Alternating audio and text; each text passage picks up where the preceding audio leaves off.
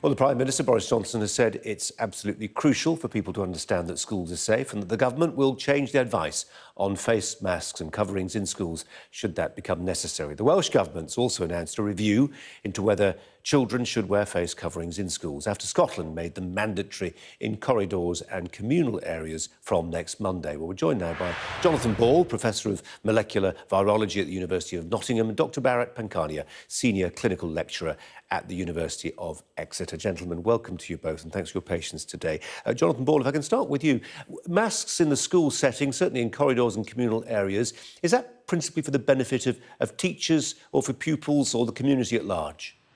Well, we know that children don't suffer terribly from coronavirus infection. It's usually a very mild infection, but of course they can still be infected. And therefore there's a risk of transmission for anybody in that school environment. So it's potentially to the benefit of all. But of course, what we have to understand and realise that masks aren't a panacea that's going to stop this coronavirus outbreak. It's one of the measures, but only one measure that we have to adopt to slow the spread of the virus. Dr Pankhania, it was striking just looking at those figures that were released this week. They may have been released earlier, but certainly publicised this week from Public Health England. 1.6 million English children, students, went back to school, we remember, before the summer holidays in June. 70 of them, 70, tested positive. None required hospital treatment, set them against 128 staff, teachers and others who caught the virus, and we think mostly from other adults. So it does appear that if masks are worn, it is for the protection of teachers principally. Well, as my colleague Professor Ball has said, I agree with him. The masks are not the full solution. However, in play is a lot of science, a lot of psychology, and a lot of sociology.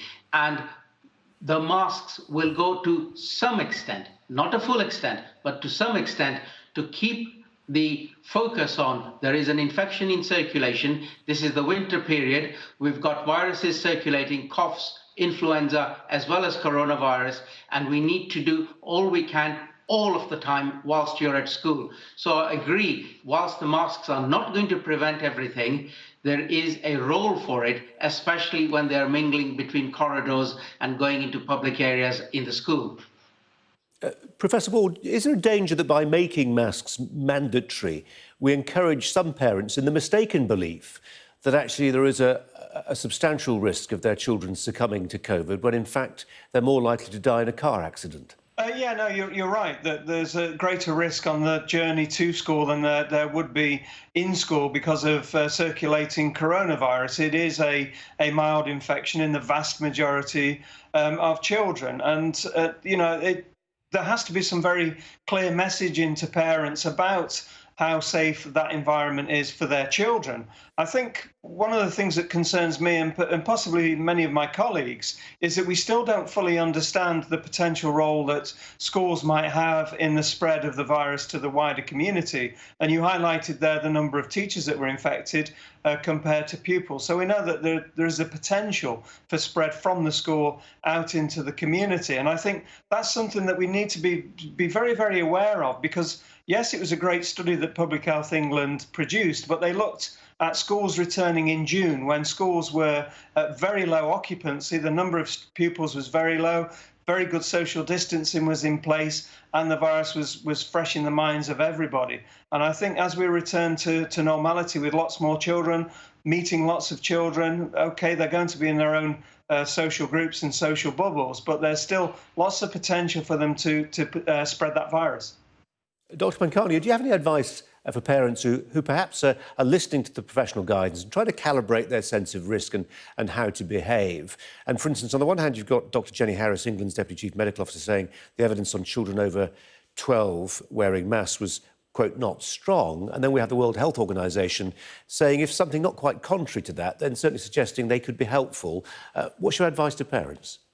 My advice is wherever you can, protect yourself, because remember, as we've just discussed, the children may get infected, they may get better, they may not have severe illness. However, they can bring this illness back home. Therefore, we do all we can to keep the case numbers down in the school setting in a different time period, which is now October, November, December, when there are a lot more infections possible. Furthermore, I am looking forward with accentuated infection control measures that we've got to see a decrease in other infections as well. Because November, December time is pretty busy in health protection areas with schools closures and school infections. This is going to be very interesting to see if other infections also go down.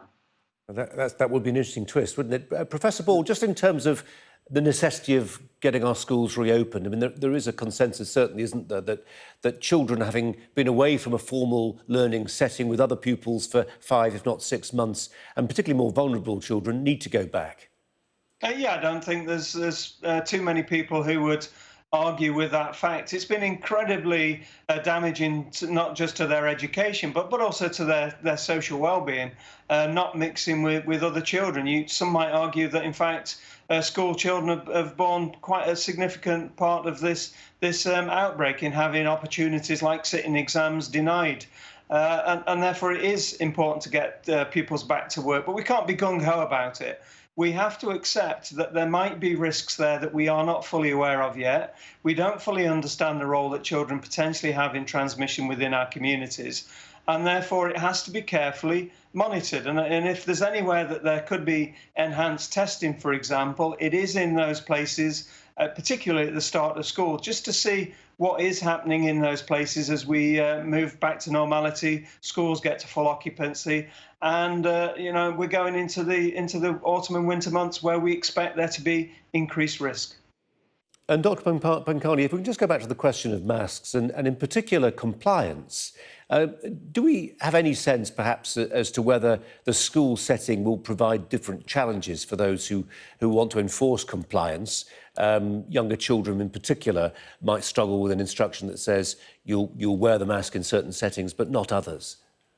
No, I don't think so. It's just a reluctance on our part to enforce. So if you look at the Chinese, the South Korean, the Vietnamese, the Taiwanese examples, it is common culture over there to wear masks in many settings. And therefore, it is possible to give clear instructions and enforce them, and we will be very impressed how quickly it is adopted.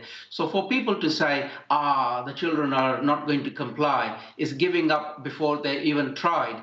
It is worth trying because we need to reduce numbers. We don't know a lot about it, and therefore it is an additional infection control measure. It's not the only infection control measure.